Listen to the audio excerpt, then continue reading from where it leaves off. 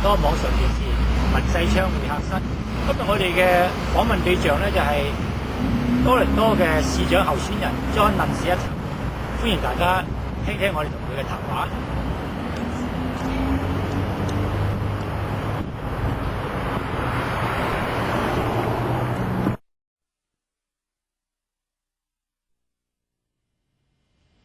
Welcome to TorontoTV. Today our guest will be Nunziata. He's running for the mayor, and we know that the race is a very tight race. So we want to ask him, how is he so confident that he's going to be our elected mayor in the future? Right, with you. Thank you, Thomas. Very nice to be with you today. I feel very confident. This has been an exciting race. We're down to the last bit of the race. We're into the stretch run, and the response has been overwhelming. We have tremendous momentum. We just had the City TV debate, and I feel very good. It went well, and we have tremendous momentum. So as I move forward to the last few weeks of the campaign, it's important for me to continue to get the message out. I am the independent candidate, the experienced candidate. As you know, I'm a son of immigrants. My parents came to Canada 53 years ago, so I can relate to ordinary people in this city. I've experienced the role of growing up in an immigrant family, as most of your viewers can relate to. And so I think it's important when you are the leader of a city as diverse and as multicultural as Toronto that you understand all the various components that make up this great city. Yes, John, let us start with your experience as a son of an immigrant family. We know that a lot of people say people from Hong Kong, people from China, and people from Taiwan in the Chinese community, they come to here. The most difficult experience is how can they relate their past experience and also their past qualifications so that when they come here, they don't have to change the job. And for example, if they are a doctor or engineer, they don't have to wash the dishes and do other things. How can you tell our audience that you have your sort of proposals so that when you are elected mayor, you can do better for the new immigrants? Well, because I am the son of immigrants, Thomas, I understand these concerns, and I was a member of Parliament for 16 years. And what you raised is a very, very important issue. We have qualified doctors, qualified engineers from Hong Kong, from India, from all over the world, and they're driving taxi cabs or they're flipping hamburgers at McDonald's, and that's wrong. I think the problem is that we have to change the rules and regulations, and instead of Canadian experience, we should be focusing on relevant experience. So if you're a doctor, then whether you have your experience here or in Hong Kong, it should make a difference. So as the mayor of the City of Toronto, I want to make sure that the people of Toronto, especially the professionals who are qualified, are able to do the things they're trained to do. And I will be an outspoken advocate in order to ensure that that happens at the provincial level, at the city level, and in Ottawa at the national level. Yeah, John, do you have anything specific, any sort of concrete proposals? I know that some other candidates may propose something like pairing the Toronto workers with those from the immigrant experience so that they can work together. Or some even can propose something like an internship so that their qualification can eventually be recognized. Yes, that's part of my plan as well, an internship program and a mentorship program in order to ensure that interns, with respect to the internship, that people can get relevant experience acting as interns. And as far as the mentorship program, I think it's critical. And there are many, you're a lawyer, I'm a lawyer. When I practice law, I welcome the opportunity to help other young lawyers, to help law students, to take on articling students. So the mentorship program, I think, is something that we can do as a city, and we have a huge legal department, for example, at the City of Toronto. So I want to develop a mentorship program so lawyers from other jurisdictions can come and obtain and acquire the necessary experience. How much you know about the Chinese community? Well, I've been a member of Parliament. I was a member of Parliament for 16 years. I served as a local councillor for 4 years. And I have developed a very close relationship with the Chinese community, both mainland and from Taiwan. I was the chairman of a parliamentary committee that dealt with Chinese affairs. What actually is your ethnic background? I am of Italian origin. My parents came to Canada in 1950, 53 years ago. My dad worked on the railroad, as did many Chinese immigrants, helping to build the railroad. And my family ended up in a place called Revelstoke, British Columbia, in the Rocky Mountains. So they came by boat right across the ocean, and then they got on a train in Halifax and straight across the country to Revelstoke, British Columbia. How diversified is your campaign team? And anybody from the Chinese community actually heavily involved to help you in your campaign? Yes, very, very much so. We have, I think my campaign reflects the face of Toronto. We have Asians, we have blacks, we have Hispanics. The team is very widespread, and because of my background, if you were at the debate the other night, you saw in the audience, my people were, I think, reflected the face of Toronto. And so I believe very much in the concept. Because we are such a diverse, multicultural city, my commitment to the people of Toronto is that I'm going to make sure that the 45,000 employees, all the boards and agencies and commissions, reflect the face of Toronto, so that there's Asians, Chinese, Koreans, Italians, Greeks, Portuguese, all in direct report. The police department.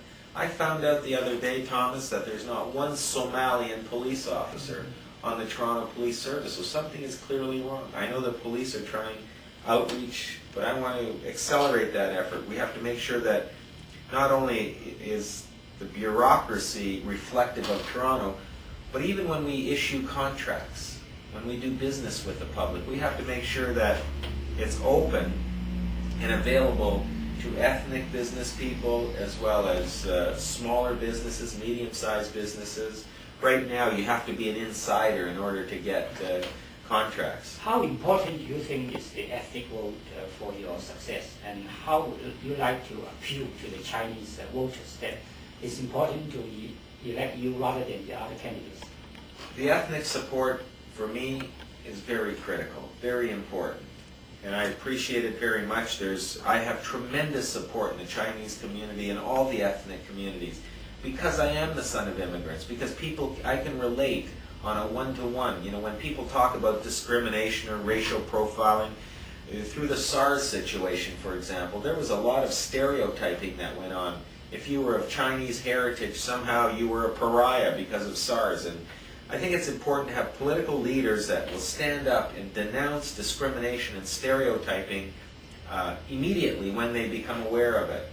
And so I am very happy with my support in the Chinese community, and I want to continue to build that support and work very closely with the Chinese community, not only now during the election campaign, but afterwards when I'm the mayor of the city of Toronto.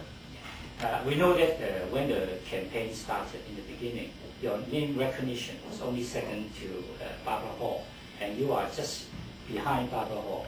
And now, are you confident you are picking up your votes, and then eventually there will be a fight between you and Barbara?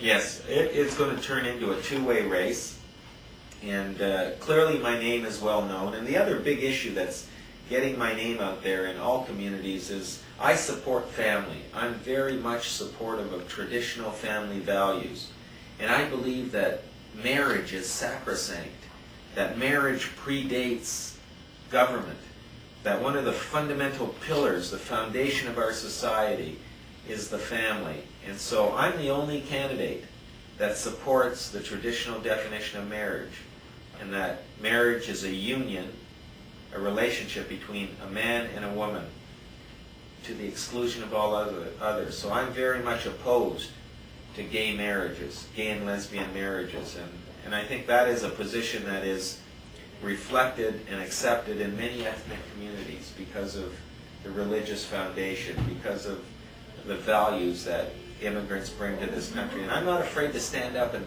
tell people how I believe and what I believe in. And that's why I was so successful as a member of Parliament, because I always stood up for what I believed in, and at one point it cost me my job over the GST. I was a Liberal member of Parliament. In 1993, we promised to eliminate the GST, and then when we were elected, the government, Mr. Chrétien, failed to scrap the GST. And what I said to Mr. Chrétien and what I said to my party was, it is wrong. When you promise to do something very fundamental, you have to keep your promise. So we had a parting of the ways. So you sacrificed yourself for the political integrity in that issue? Well, it was important to me because when all is said and done, the only thing you have left in politics is your integrity, your reputation. And if you lose that, you can never get it back. And so my parents, my immigrant parents, always taught me to be honest, to have integrity, to be respectful.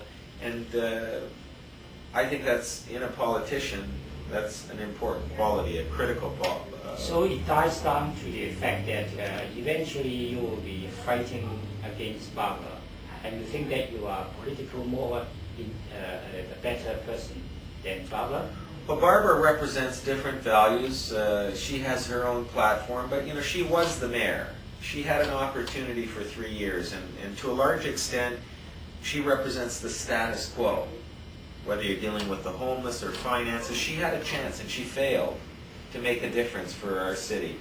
We need strong new leadership now. We need forceful, articulate, compassionate leadership in order to move this city forward. We live in the best country in the world. This is the best city, but we're having problems. And so we need a strong leader, not only to deal with the problems here in Toronto, but also to be a very strong spokesman nationally and internationally.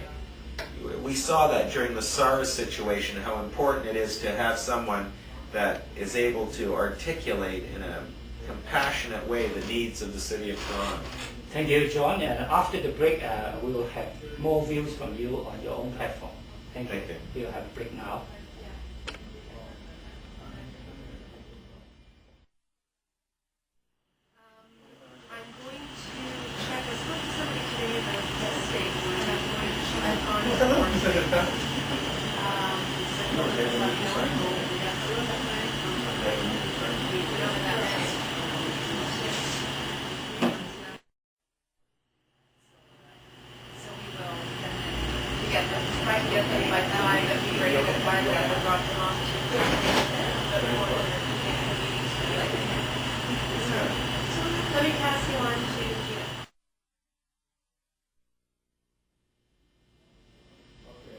Thank you for watching TorontoTV.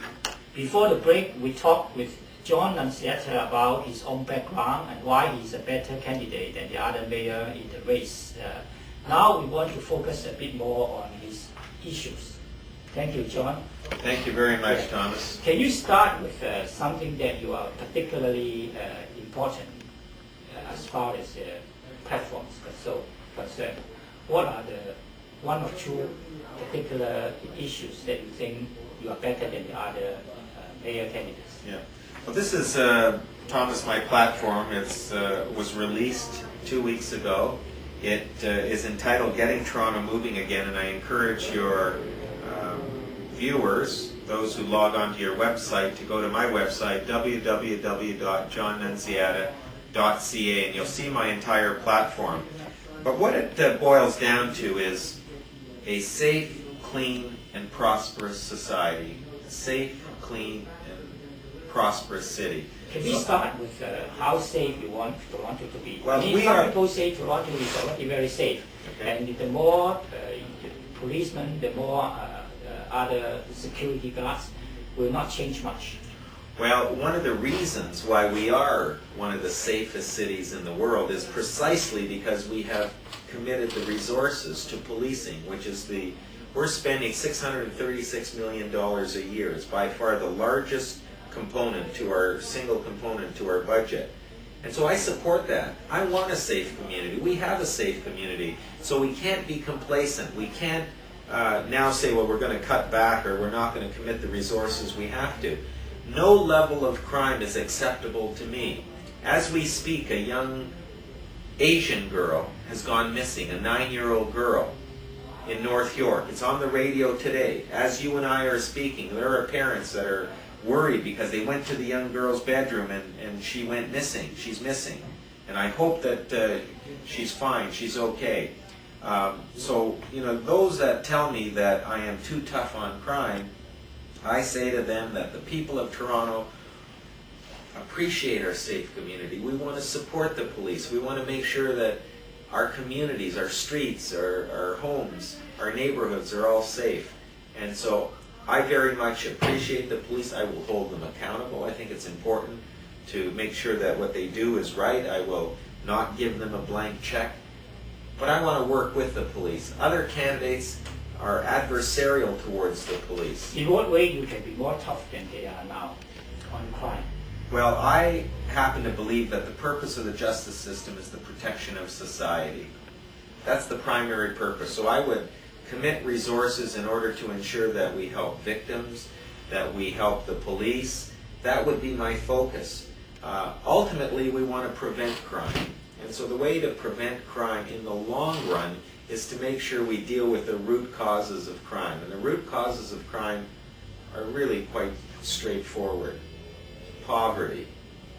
If you look at those who are in our jails, in our federal penitentiaries, there are usually people, the vast majority of these people are people that had unfortunate beginnings, that didn't have a good start in life. And that critical start is from birth to age 6. And we have those early years, that early childhood education and development is very critical. So we have to make sure that we deal with the root causes of crime. And I want to deal with poverty in the city and the fact that tens of thousands of young children go to school and go to bed hungry. Let's talk a bit about poverty. Have you any plans so that Toronto can spend a bit more money on affordable housing, for example? Well, part of my plan, we have over 60,000 units that belong to the city. What we have to do is start moving people out of those units. So I want to break the cycle. Once you are in the cycle of poverty, it's very hard to get out. You tend to rely on food banks, assisted housing. So I want to help these people get jobs and more importantly, I want to investigate the possibility, and they did it in the UK and in Scotland, rent to own, so that people, I will give them the opportunity to those individuals in assisted housing to purchase the units that they live in. Home ownership is very important to people, and if you give them the opportunity, the mechanism to own their own home, it'll result in a remarkable transformation in their lives. Where can they get the money? Rent to own. Where can they afford expensive rent? Part of their rent goes to home ownership. Okay, yes, what it will mean is that I believe it's an investment. So the city we will slowly transfer ownership to people that have lived for a long period of time. And so as the value of the unit increases, the city still has a mortgage. But what happened in the UK and in Scotland is once you give people the opportunity to own a home, all of a sudden they start cleaning the home, they start painting, they start fixing it up, and then they have an incentive to go out and work, and they break out of the cycle of poverty. And this is something I want to investigate because I think it'll work. So you think the previous city council has not done sufficiently? No, they've spent millions and millions of dollars on, building housing. And see, I happen to think that instead of spending hundreds of millions of dollars to build housing, which they have failed to do, the federal government got out of the housing business, the provincial government, they downloaded everything onto the municipality. For people in need, we give them a rent subsidy. So if you are a family of 4 and you're spending more than 30% of your income on housing, there's a formula where we write a check directly to your landlord. So I think that's a better way of doing it as opposed to forcing these individuals to go into assisted housing, which has a negative stigma attached to it. Let's turn to transportation. I think you have some very sort of eager views on transportation. Can you tell us how we can get the people to move from one place to another faster and without the difficulty of traffic jams? Well, I support very much public transit. I take the subway virtually every day. And what we have to make sure is that we reduce the cost of public transit. We freeze transit fares. We reduce the cost of a Metro Pass. The more people that take public transit, the more you can reduce the cost. Fewer people take it. Once you raise the cost, fewer people take public transit. So it has to be convenient and economical. You can't have people waiting 20 minutes, half an hour for a bus. They won't take the bus. They'll drive downtown. So I don't believe, like Mr. Miller believes, in imposing a toll on drivers. I'm totally opposed to tolls. Mr. Miller wants to put tolls, $2.25 to use the Gardner or the Don Valley Expressway. I think it's, frankly, a stupid suggestion. But it was one of the sources of income to subsidize the kind of money that we are lacking. Well, it's another form of taxation. If we are going to tax people, which I'm opposed to increasing taxes, then let's be honest about it and tax them directly. You're going to toll drivers not to fix roads, according to Mr. Miller, but to build public transit. There are many people that use the Don Valley Parkway and the Gardner Expressway that just can't use public transit because it's not convenient or available to them. Today, for example, I had an interview at Victoria Park in Steeles. It's totally unreasonable to take public transit from Royal York and Bloor to Victoria Park in Steeles. It would have taken me 2 hours. So I had to drive. There are many people in Etobicoke, Scarborough, North York that have to drive. Are you supposed to, say, for example, given the chance to push ahead any future expansion of the TTC system? What will be the sort of targets? Number one, a subway across Eglinton to the airport. Number two, a subway north to York University. How important are them that this goes within 1 term or 2 term, or even they're talking and talking and I want to get into the culture of building subways. As David Crombie said, you build great cities by building subways. You don't build great cities by building buses and putting more buses on the road.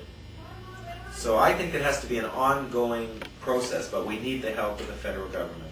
So talking about a big city, are you for the idea of amalgamation, or are you say you think that the previous smaller Toronto is better, or you have even some ideas about turning Toronto into a city of festivals, that kind of big ideas? Well, I support amalgamation. I just think we haven't completed the whole process of amalgamation. You mentioned the city of festivals. The essence, Thomas, of Toronto today is you and I. You're Asian, I'm of Italian origin. We have every culture in the world represented in Toronto, every language spoken here. We are a multicultural city. It is a strength, it is a power, it's our heart and soul and essence.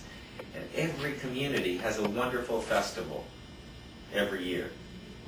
The Greeks on the Danforth, the Ukrainians on Bloor, the Italians, the Chinese in Chinatown, both east and west. Every community has these wonderful festivals. I want to promote Toronto as a city of festivals, so that's how we bring tourists to Toronto. And so I'm going to create a festivals office right in the mayor's office, so we provide the infrastructure. So if the Chinese community, the Italians, the Portuguese want to hold a festival, we support them. And last of all, I think I'd like to have your views on how can you make Toronto a city of a vibrant economy.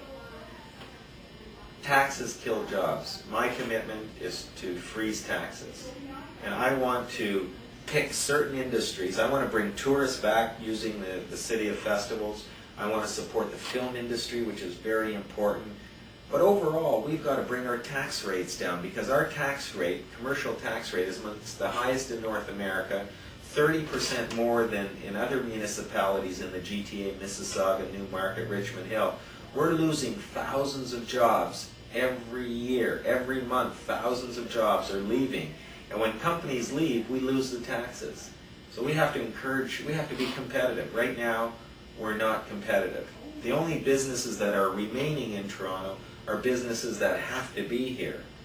We want to encourage and maintain other businesses so that Toronto is a good place to do business. I want to cut red tape. I want to work with business to expand business in this city. So you want to look after the little guys as well as to do business with the big shops? Yeah, I can relate to everybody. Okay, thank you very much for watching TorontoTV. We are very glad to have this interview with John Nunziata. Very Thank you, Tom. Congratulations. My pleasure. Thank you for having me. Thank you.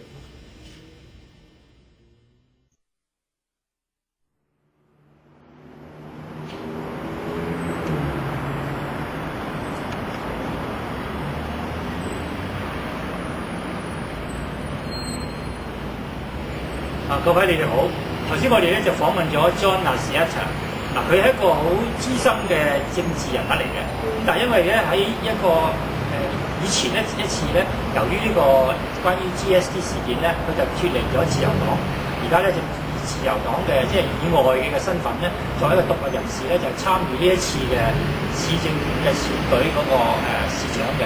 咁我哋曾經就問過佢關於佢個人嘅一啲即係從政嘅經驗啊，同埋佢嗰個家庭嘅背景啊，佢嘅背景同我哋好多即係新嘅移民都相似咧，就係佢係一個即係一啲少數族裔嘅家庭長大嘅，但係佢身份咧職業咧就係一個律師，同埋佢好有即係從政嗰個經驗。